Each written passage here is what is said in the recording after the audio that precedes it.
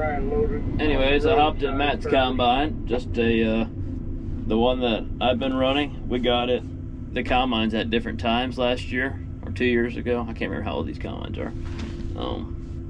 We got them at different times, so I actually ran mine for probably like 3 weeks before Matt got his, so I probably got like 80 hours above his. So we're going to try to run his a little bit more whenever we can, get the hours evened up on them. That way, whenever you do have to trade in the future, the hours are the same. Usually on package deals, they run better if everything's kind of the same category. So that's what we're doing today. But I'm already full, and Eddie's about to go unload. So Matt should be back around noon. That's when our other truck driver is going to show up. So then we should be able to get most of this knocked out today. Should be able to. We'll see. Stay tuned. Good afternoon, everybody. So Matt's taking the last 12 on that side. Eddie's over there, just got them unloaded. Steve just got here from the elevator. This is the bottom that I told you that we had to show up for the neighbor. We're still working on this one. We got about 25 acres left, 20. And it's 3:34, so I don't know what we're gonna do. They're calling for a lot of rain. I'll stay here with you, man. Time he gets across the field, gets going. They got a lot of rain in the forecast. We got a bean field that's close, but a lot of our beans that are left, they're distance, a long ways away.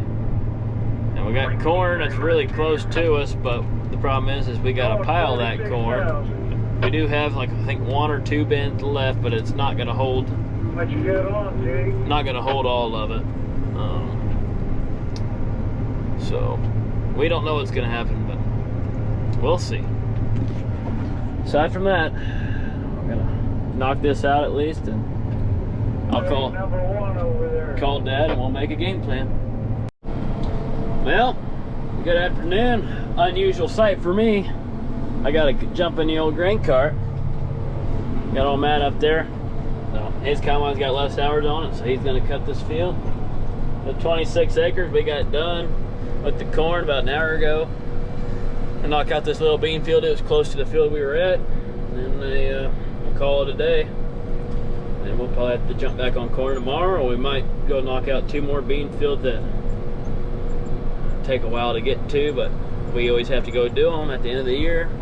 We might go ahead and do them tomorrow, maybe knock them out, then get back to corn, and then that way everything's done this direction down home. Everything left will be heading straight north, and then that's all that'll be left. I don't know, we'll see. He's gonna get with it. We got about 15 acres down here in the bottom, and we'll call her good, and we'll head home. Working them long hours, you know, long hours and night hours. Look at all that dust come out of that thing. It's a dusty machine. What can I say? I'm waiting for Jeffrey. I'm full. We moved to our farthest field this morning because it's supposed to rain today. It's getting pretty cloudy. And we're piling corn. We were waiting on our tarps to come in, so they finally came in, so we're shelling corn now. But we're only going to shell a little bit of this, and then we're going to go tarp it before it rains, because it's supposed to rain next 4 days. I think they got a chance for us, so we're going to knock that out. Farthest field was Palmar in Missouri, so we got everything south done, so now we're working our way back to the north. Most of our stuff's to the north now, besides the field we're in, so I guess we got one more outside of Ewing, south of Ewing, and then we're going that way. So we're getting there slowly. About 1,500 acres total, I think, somewhere around there, maybe less than that, 1,400. How's your sample look? So we're getting it slowly, but old Jeffro's coming. He's zooming. Probably can't really see him. He's way over there, but he's coming. So that's pretty much what we're doing today. Just a bunch of running around pretty much today. We had to jump 60 acres in Palmar, and then 30 acres in Emerson, and then moved all the way to Ewing. So it's been a day. So we'll keep shelling until the boss says to quit. All right, we're done for the day. We're gonna unload this cart, and we're gonna leave it empty. We're gonna fill that semi up, and then we're gonna get back to the house. All of us are gonna go back to the house. to start tarping up this corn pile before it rains because it's getting closer. So we're about empty. Ain't got a whole lot left on it. We kind of just started. We're gonna get to tarping. Morning, everybody. We haven't filmed for a while. We got a lot of footage from harvest, so I was trying to excuse me, I was trying to catch us up on the videos, catch you guys up, but it's November 1st. I'm gonna try to get some videos out pretty quickly. Anyways, we're back to shelling corn. So we were down to gotta be getting close to 1,000 acres left. Rain at the beginning of next week. We got a little over 400 acres of beans left, but majority of them are probably 5 minutes from each other. We're just trying to work our way back to them with corn. About a day and a half left to cutting beans. Maybe 2 full days by the time we have to move, but we could knock out all the beans in 2 days probably. And we'll knock majority of the corn out this week. We're just back to shelling. It was like a below 30, below the freezing point, I know, last night and the night before. So there's a lot of it's pretty muddy conditions out, but in the mornings it's pretty solid just because it freezes overnight. But we got quite a bit of rain, so we're gonna keep on trying to keeping on, as they say. Well, we're on the move. School bus coming in behind you, man. Finally got that 112, I think it was 112 acres. Around 112. We're headed to a 130 acre patch. We got 150 acres basically neighboring this 130 acre patch. So we will not be getting moved today. Might not even get moved by the end of tomorrow either. We might be here all day. So we're getting moved. Got Matt behind me, Eddie behind me. Got a Jeffrey and Chuck. They're pulling our headers, but they went a different route, a little bit safer for them, easier going. That was our worst cornfield by far. When I say by far, it was absolutely horrible. So hopefully the field that we're going to, it is half of the same variety. It also has a little bit of something else in it. I can't remember off the top of my head. Let's just hope that the variety does good there. And I'm hoping this farm that we just came from just didn't get any rain, and that's why it was so bad. You really don't want the variety to be the problem, especially when you have more of it. But that was our worst field by far. Absolutely horrible. We should have started with that field, because once you start with decent corn and then you go from that stuff, that's a real buzzkill. It makes the day go by slow. But you get a harvest pretty quick. So, I mean, I guess there's some pros to it, I guess, but not the ones you'd really like, if you're the man who's paying the bills, at least. But either or, we're heading to a different field. The corn looked better here when I walked it. The ears were 3 to 4 foot off the ground. Back there, they were 2 feet off the ground, and the stalk itself was short. Here, the stalks were taller. So I haven't been back since, but I'm just hoping that it's the way it looked when we walked it. But we're on the move. We should be there in about 10 minutes, and we'll give you an update once we dive into it. Well, it's this evening. It's about 5:06. We're tucking away on this last 40 acres of this 112. We already did the 20 acres to make it 130. The 150 acres is on the other side of the tree line that we have to do probably tomorrow. We got old Mr. Eddie up here scouting. Maddie's over here on this little cubby hole. And, well, I told you guys earlier that I really hope this corn isn't going to do awful, but it's not any better. In fact, it's the exact same average as our last field. So I'll have to look at the rain map to verify what the true factor was here, but I don't know if this is slug of rain just missed these 3 fields. I mean, they're practically in a line, but the rain would have to basically miss it perfect on both farms to sit there and miss it all. But the farm across the tree line that we're going to be in tomorrow, that'll tell us a little bit whether it was just a rain factor or a nitrogen efficiency, which I don't think it's a nitrogen deficiency because the ears aren't tipped back. It's just that they're just small. There's nothing there. Some spots are standing perfect and there's just no ears on the stalk at all. So I mean it has to be rain or the variety. But we'll find out more tomorrow when we get into that different variety. And the field's just gonna be right here, so that'll tell us whether the rain hit here or not.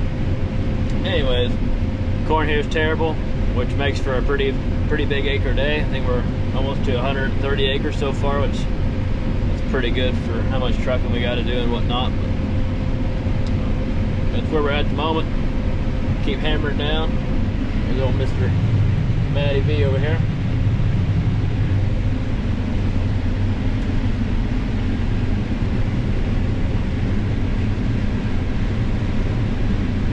Corn's so short to the ground, you got to run your snout pretty dang close to the ground. So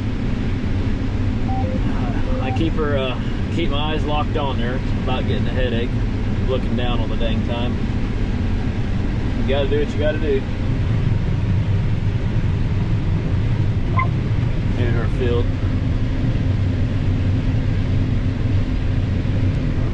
A lot of slivers. We'll keep on rolling and see what happens.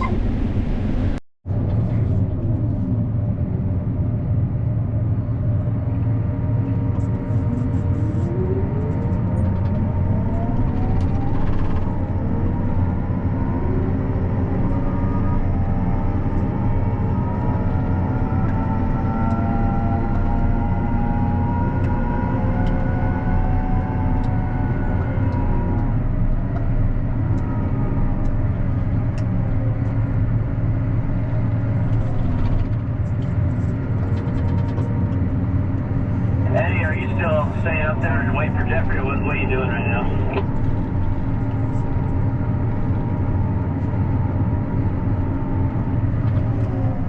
Anybody got a copy?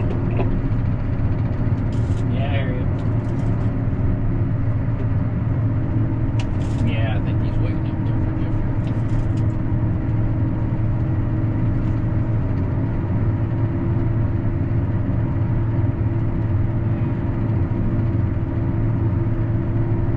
I got both tarps closed on Chuck's and Steve's trucks. Alright, Eddie. Jeffrey's almost back, so wait on him to unload. Then you can unload. Or, you know what? Heck with that.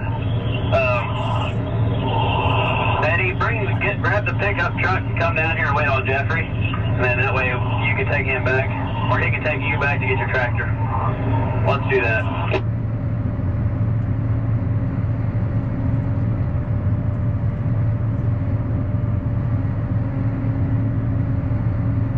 He's bringing his truck down there. I want to have you bring his truck down here, and then you can bring the pickup and pick him up, and then he'll take you back to your tractor. That way everything's down here.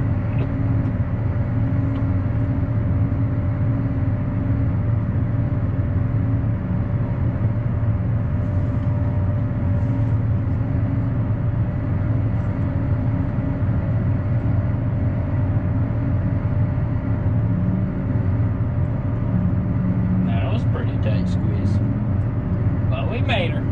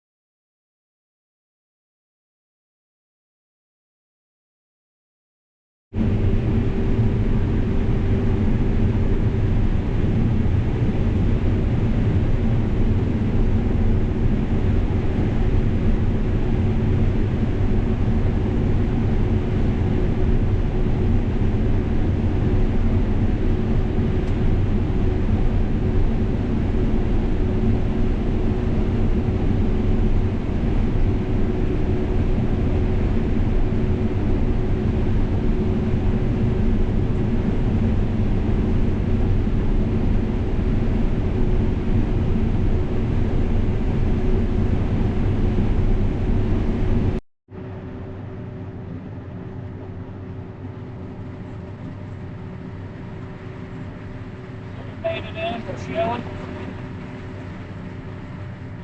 A little bit drier.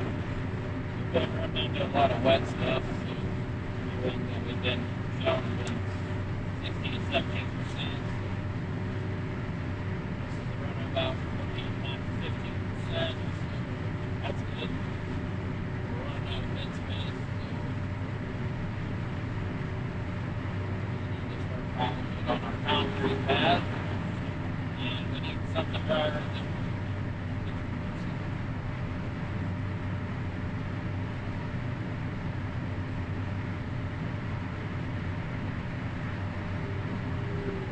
Really want to pile corn at over 15, but piling at 15, 15 and a half bucks away, probably hard to store.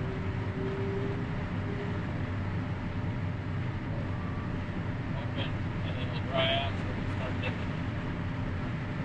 start getting it piled up, so we can get done. But if it doesn't run out of bed, we'll probably wait.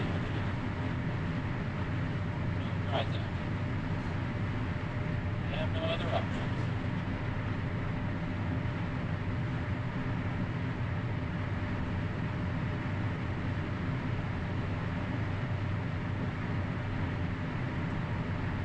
Although I'm glad it's taller.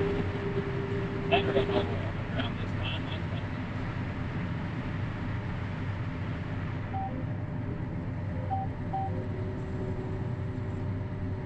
that. Let's get the shelling.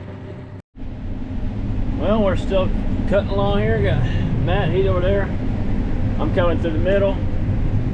Now, it's kind of short-lived. There's long rows, but short-lived through the middle right now, just because I got to cut the end rows out still. But I needed to see what the middle does, as far as it being on moisture-wise. Because if it's dry enough, we're going to haul to the house, put it on the pad, which I believe it's going to be dry enough. So that's probably what we're going to do, which would be nice, because that'll be 150 acres that we'll be able to take to the house instead of putting in a bin. I feel like we're going to run into some wetter stuff a little bit down the road, so that'll save some storage. But just wanted to tell everybody thank you for watching, and hope y'all are enjoying the content. We're having fun, but we got about 1,000 acres left to harvest, and then we're going to get switched over and start putting on some anhydrous ammonia. So we'll see what happens.